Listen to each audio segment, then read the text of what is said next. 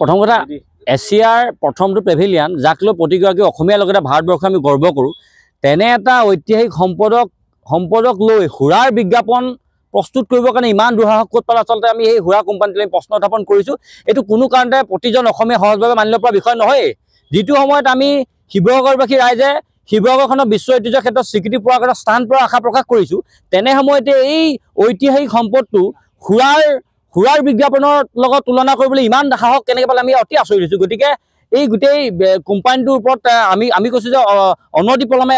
ৰাইজে ইয়াৰ বিৰুদ্ধে প্ৰতিবাদ কৰিব লাগে আৰু ইয়াৰ সমান্তৰালকৈ গোচৰ কৰিব লাগে আমি টাইমছ আটকে তাকে উত্থাপন কৰিছোঁ আৰু ইয়াৰ সমান্তৰালকৈ যদি অনতিপলমে এই সুৰা কোম্পানীটোৱে যদি বিজ্ঞাপনৰ বেক চাইডত থকা যিখন ফটো আমাৰ ঐতিহাসিক আমাৰ ৰংঘৰ ফটো দি ৰাখিছে এই ফটোখন তৎকালীনভাৱে যদি তেওঁলোকে আঁতৰাই তাৰ আমি ব্যৱস্থা গ্ৰহণ কৰিবৰ কাৰণে দাবী উত্থাপন কৰিছোঁ আচলতে সংবাদ মাধ্যমত আচলতে এখন আচলতে ছবি দেখি আচলতে বৰ্তমান সময়ত অসমবাসী হিচাপে আচলতে সমগ্ৰ অসমবাসী কিন্তু আজি লজ্জিত হৈ পৰিছে যিটো সম্পদ আচলতে আমি সংৰক্ষণৰ কাৰণে মাত পাতি আহিছোঁ যিটো সম্পদ আচলতে আমি সৌন্দৰ্যবৰ্ধনৰ কাৰণে মাত পাতি আহিছোঁ যিটো সম্পদ আমি বিজ্ঞানসন্মতভাৱে সংৰক্ষণ আৰু সৌন্দৰ্যবৰ্ধন কৰাৰ ক্ষেত্ৰত মাত পাতি আহিছোঁ আচলতে যিটো সম্পদ অসমবাসীৰ হৃদপিণ্ড আচলতে অসমীয়াৰ আৱেগ আৰু অসমীয়াৰ স্বাভিমান জড়িত হৈ আছে ৬০০ বছৰ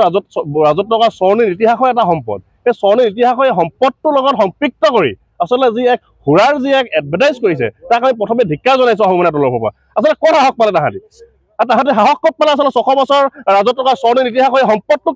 তেওঁলোকৰ সেই মদৰ এডভাৰটাইজৰ লগত তেওঁলোকে সংযোগ কৰিবলৈ সাহস ক'ত পালে ইয়াৰ এটা প্ৰশ্ন আছে বোলে আমাৰ কথা হ'ল কি এইখিনি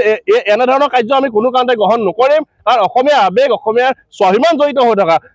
প্ৰতিজন অসমীয়া স্বাভিমান জড়িত হৈ থকা ৰংপুৰৰ হৃদপিণ্ড আচলতে এই ৰংঘৰটোক লৈ আচলতে যেনে বিকৃত এখন ছবি তেওঁলোকে প্ৰকাশ কৰিছে সুৰাৰ এটা এডভাৰটাইজ লৈ তাত আমাৰ ক'বলগীয়া আছে আৰু অসমীয়া তৰফৰ আমি আমাৰ স্থিতি এটাই কথা কৈছোঁ কিন্তু এনেধৰণৰ এই সময়তে যদি আচলতে উচিত ব্যৱস্থা এই যিটো কোম্পানী আছে এই যিটো সুৰাৰ কোম্পানী এই কোম্পানীটোৰ বিৰুদ্ধে যদি বিহিত ব্যৱস্থা গ্ৰহণ নকৰে বিভাগীয় কৰ্তৃপক্ষে তেনেহ'লে কিন্তু আমি বিভাগীয় কৰ্তৃপক্ষৰ বিৰুদ্ধে আমি গণতান্ত্ৰিকভাৱে কঠোৰ আমি আন্দোলন ল'বলৈ বাধ্য হ'ম